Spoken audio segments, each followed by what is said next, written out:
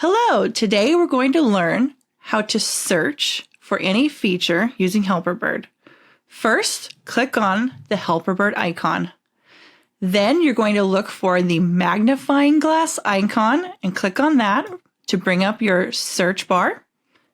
And here you can either scroll through and select any of the features or quickly type. Today we're going to search for auto scroll. So we're going to type that in and click on auto scroll. Now the only feature that will be shown is the auto scroll feature, whichever feature you just searched for. And that's how to search for any of the features using Helperbird.